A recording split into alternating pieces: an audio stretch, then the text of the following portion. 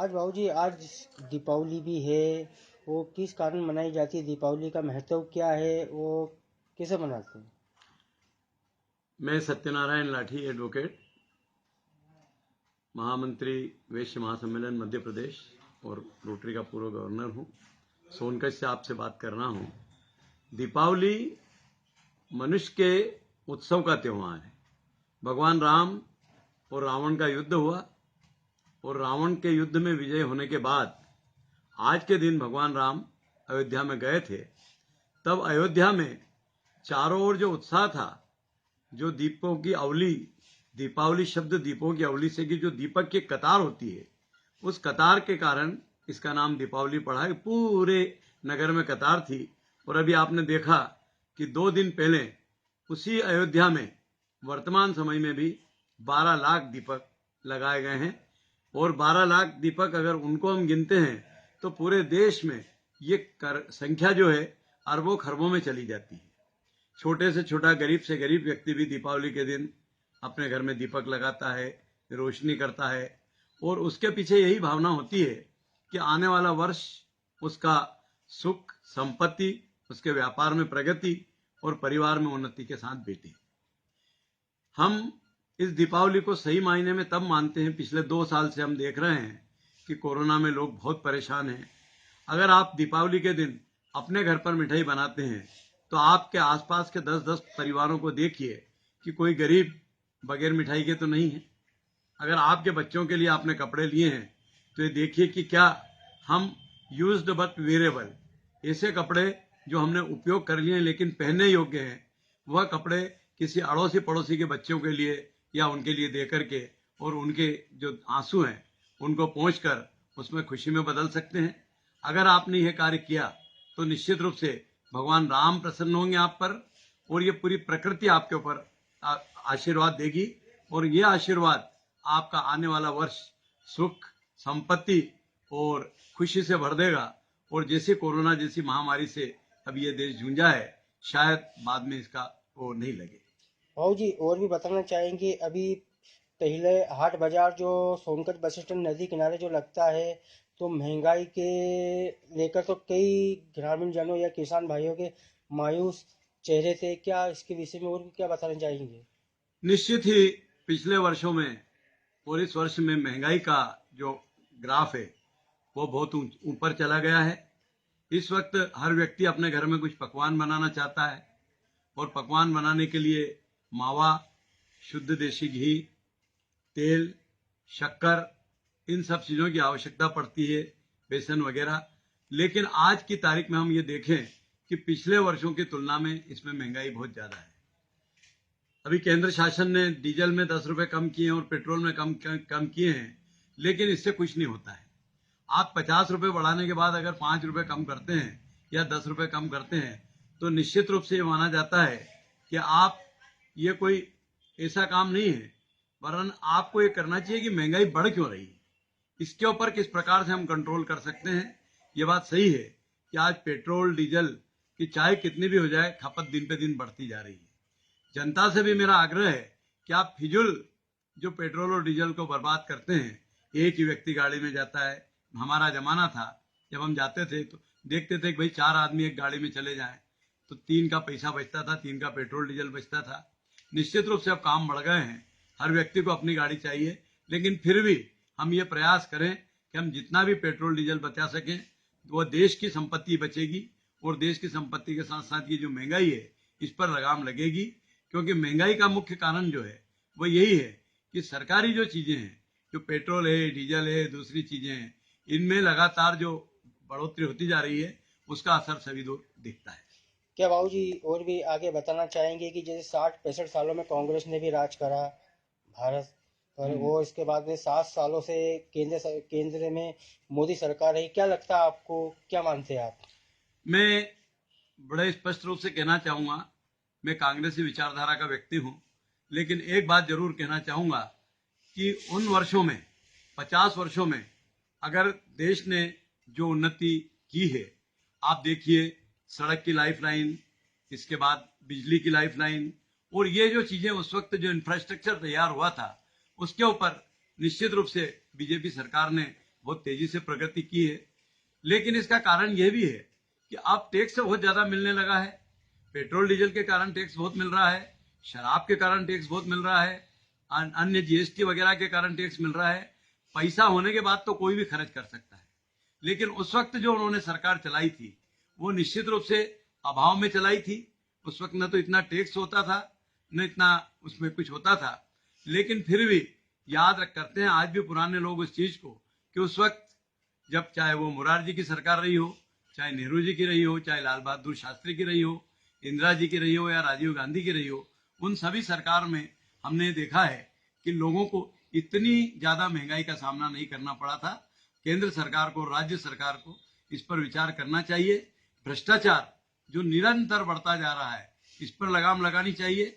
इस दीपावली पर मेरा यही निवेदन है कि भ्रष्टाचार पर अगर लगाम लगेगा तो निश्चित रूप से नरेंद्र मोदी जी जो कार्य कर रहे हैं उसमें वो सफल हो सकेंगे, अन्यथा ये सब गुड़ गोबर भ्रष्टाचार कर देगा। जी भाई, बाबू जी, आज जो दीपावली के लिए संदेश क्या देंगे, क्या कामनाएं देंगे, आज क्या बोल रहे हैं? मेरा दीपावली पर यही संदेश है पूरे देशवासियों से, पूरे नगरवासियों को, कि एक तो नगर को जो स्वच्छता की मुहिम चल रही है, कृपा करके उसमें आप साथ दें। निश्चित रूप से अगर आपका घर स्वच्छ है, आपका आंगन स्वच्छ है, आपका नगर स्वच्छ है, तो बीमारियों से आप कुछ हद तक लड़ सकेंगे और बीमारियां आपके ऊपर एकदम आक्रमण नहीं करेगी।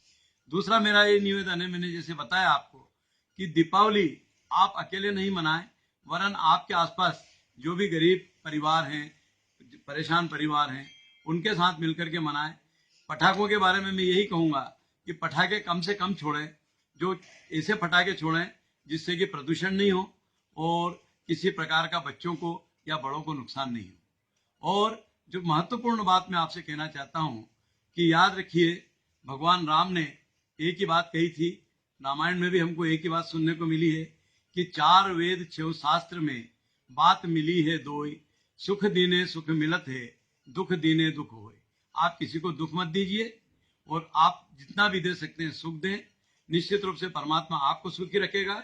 यही दीपावली की शुभकामनाएं। कि जैसे यहाँ की जगह साक्षात जैसे कि भगवान लक्ष्मी नारायण जी के भी दर्शन होते हैं। ये दीपावली का जो त्यौहार आता है, लोग यहाँ की जगह आसपास के पूरे नगर के लोग भी आते हैं, यहाँ की जो पूजन वगैरह करते हैं। कैसा आपको लगता है कि यहाँ की साक्षात जो भगवान लक्ष्मी नारायण के साथ में जोड़े से प्रतिमा है, कैसा क्या बताना चाहेंगे? बहुत बढ़िया। नगर में एकमात्र मंदिर है लक्ष्मी नारायण जी का और गांव वालों की बहुत आस्था है। तीनों दिन यहाँ पे दर्शन करने आते हैं लोग। और आज तो केवल लक्ष्मी जी की या धन अपन कह सकते हैं उसकी पूजन होती है। कल रूप 14 में महिला रूप 14 में महिलाओं का आगमन होता है और दीपावली पे जैसे सब मनाते हैं वैसे धूम धमाके से दिवाली मनाते हैं। बाबू जी, और भी आप आगे बताना चाहेंगे कि यहाँ की जगह नगर में कितने लोगों से यहाँ की जगह आस्था जुड़ी हुई है, क्या कार्यक्रम भी होते हैं आगे? और अभी कोरोना काल में 2 साल से भी कुछ कर नहीं पाया शासन के नियमानुसार। और साल में 2 फंक्शन करते हैं। तो सावन में भागवत गीता और गीता जयंती पे जो 11 आती है बड़ी जी, उस पर प्रवचन माला होती है गीता पे 4 दिन पाठ और 7 दिन की कथाएं होती है। और कोई संत वगैरह या कोई प्रवचन करता आता है तो उसकी व्यवस्था जमा के और यह प्रोग्राम करता है, सबको लाभ मिला। चलिए, आप बताना चाहेंगे बाबू जी कि आज जैसे कि आज दीपावली का भी त्यौहार धनतेरस हैगा, कल तो रूप 14 से तो दीपावली आएगी, ताकि आज नगर के लिए आपकी ओर से क्या संदेश देंगे और क्या कहना चाहेंगे नगर वासियों को, जैसे गीता भवन की ओर से आपके साथ क्या देना चाहेंगे? अपन हिंदू सनातनी धर्म के लोग हैं जी, और लक्ष्मी नारायण जी के चरणों में है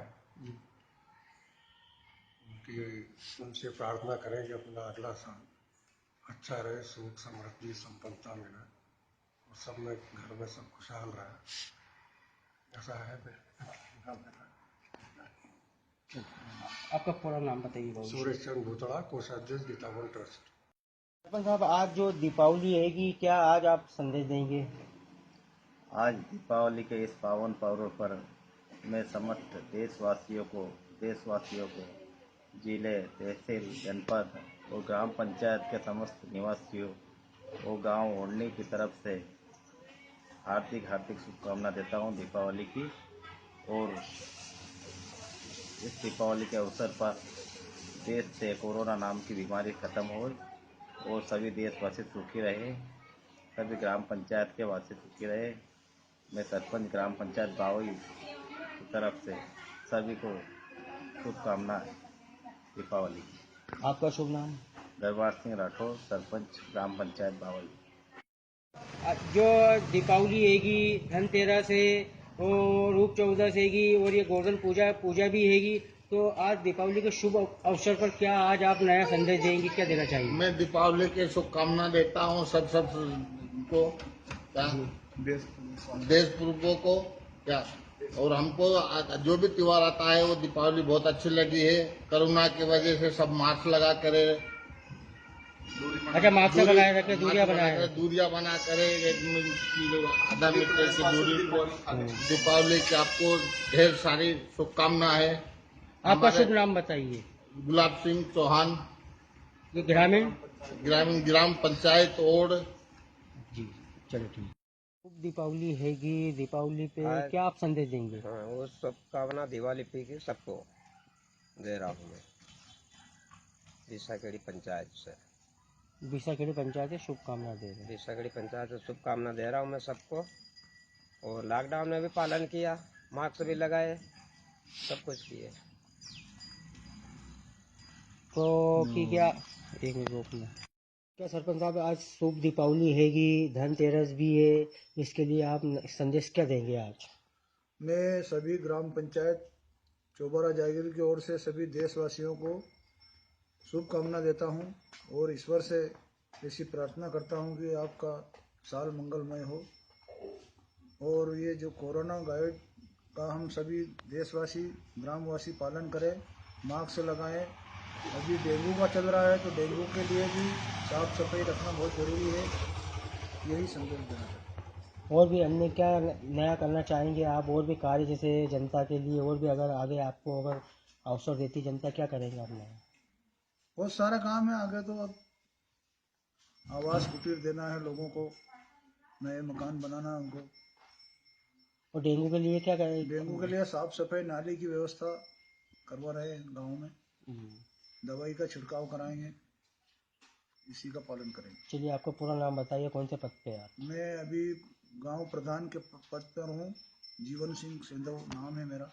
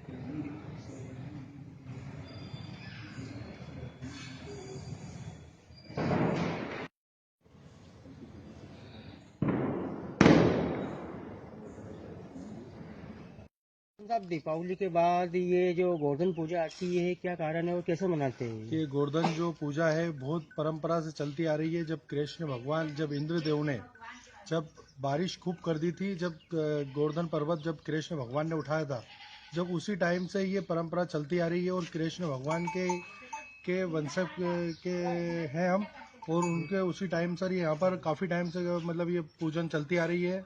और गाय माता, भैंस माता को ये सब हम गाय वगैरह को पूजते हैं उस रोज़, और मिठाई वगैरह बनाते हैं और सभी मोहल्ले में बंटवाते हैं, और सभी लोगों को जो हमारे मित्र हैं, यार दोस्त हैं, उनको घर पर भी बुलाते हैं।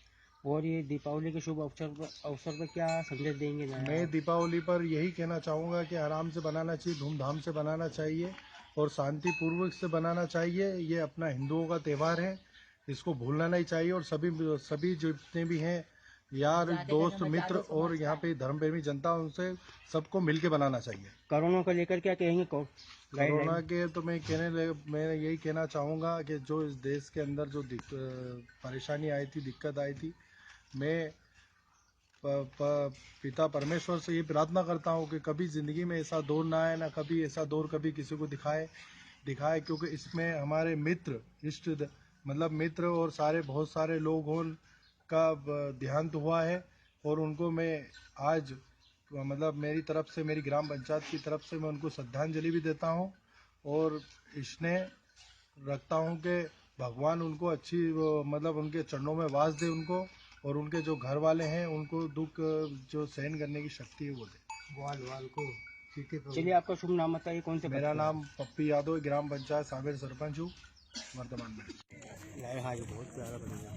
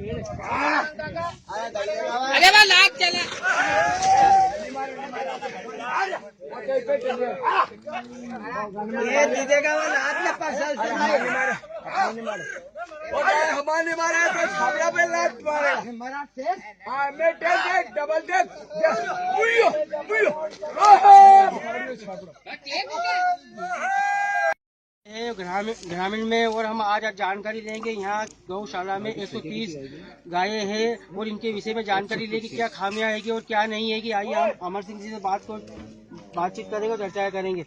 बताना चाहेंगे कि आज जो गोवर्धन पूजा है, कि दीपावली के बाद गोवर्धन पूजा आती है, और कैसे मना रहे हो, तो किस तरीके से मना रहे हो? क्या देखिए, ये हिंदुओं का महापर्व, हिंदुस्तान का महापर्व गौ पूजन आज गोवर्धन पूजा के नाम से आज का दिन विख्यात है। और ये दीपावली की के दिन ये त्यौहार हमारे यहाँ मनाया जाता है। तो इसमें विशेष पूजा जो होती है, गौ वंश की, गौ माता की पूजन होती है। तो आज का इस दिन पर हम आदरणीय हमारे ग्राम बावी के सरपंच साहब दरबार सिंह जी, पंडित जी, मंत्री जी और सोलंकी जी वगैरह सभी लोग यहाँ गांव के और समस्त नागरिकगण एकत्रित होकर सभी ने श्रद्धा पूर्वक गौ माता की पूजन की, गौ माता को भोजन करवाया और गौ माता की सेवा करके, और सब यहाँ आनंद आपके सामने सब ढोल बाजे के साथ सबने गौ माता का दर्शन करके आनंद लिया। सबने नाच गाना भी हुआ। और यहाँ आज का पर्व दिन भर गौ माता के नाम से कुछ सेवक आएंगे और गौ माता की सेवा भी करेंगे यहाँ। यहाँ की ये बताया जाता है कि 2 सालों से गौशाला खुली है इस ग्रामीण में, ताकि रोड की भी हालत बहुत खस्ता है कि हम भी आए हैं हम भी लेकर आए, हमारी गाड़ी भी रास्ते में पंचर हो गई है, लेकिन बहुत परेशानी आती है। लेकिन इसके विषय में सरपंच साहब ने भी कई बार इसका अधिकारियों को अवगत करा, लेकिन कोई अनसुनित क्या। देखिए, ये सरकार का एक दायित्व बनता है कि गौशाला तो उन्होंने बना दी और गौशाला के बाद यहाँ की व्यवस्थाएं देखना भी सरकार की और प्रशासन की जवाबदारी बनती है, मगर प्रशासन की तरफ से कोई विशेष ध्यान नहीं दिया जा रहा। यहाँ पर काफी समस्याएं आती है। एक तो सर्वप्रथम समस्या तो यहाँ रोड की समस्या है। अभी हमारे कुछ लोग यहाँ गौशाला में आते हैं तो गाड़ियां भी खराब हो जाती है पत्थर रास्ते में, क्योंकि पहाड़ी पर इसका निर्माण हुआ है, तो पहाड़ी क्षेत्र तक वहाँ तक गौशाला तक पहुँचने के लिए रोड की होना आवश्यक है। और भूसा भर के लाते हैं गाड़ियों से, ट्रकों से मंगवाते हैं, तो यहाँ तक भूसा बड़े वाहन यहाँ तक रोड के अभाव में यहाँ नहीं आता। इसलिए प्रशासन का भी ध्यान दिलाना चाहूंगा, सरकार का भी ध्यान दिलाना चाहेंगे, क्या रोड की व्यवस्था की जाए। और भी काफी अनियमितता है जो मैं कहना चाहूंगा, सरकार ने जिस प्रकार गौशाला जिस उद्देश्य से गौशाला बनाई है, उसका भरण पोषण भी और उसका मेंटेनेंस भी सरकार की जवाबदारी बने और सरकार अच्छी तरह से उसका करे। हम यही ग्रामीण यही चाहते हैं, गौ माता की वास्तव में सच्ची सेवा, गौ माता की सच्ची सेवा हो।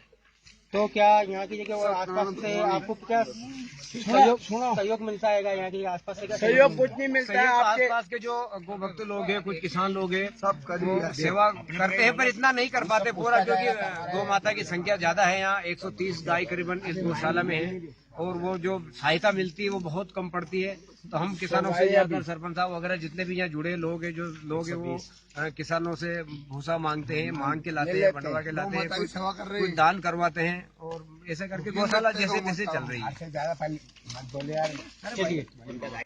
मैं ग्राम बावई से हूँ, ग्राम पंचायत बावई की गौशाला है और मैं बावई से हूँ। हमारे आदरणीय सरपंच साहब। चलिए सरपंच साहब, ये बताना चाहिए आपने इस रोड के विषय में कहाँ शिकायतें करी, क्यों नहीं आपकी अधिकारी ध्यान देते? मैंने इस रोड के लिए आदरणीय जिला पंचायत सीओ मैडम यहाँ पर आए थे, उनको भी बताया था, उन्होंने तत्काल आदेश दिया था कि इस रोड की टीएस बनाकर जल्दी से कार्य शीघ्र प्रारंभ किया जाए।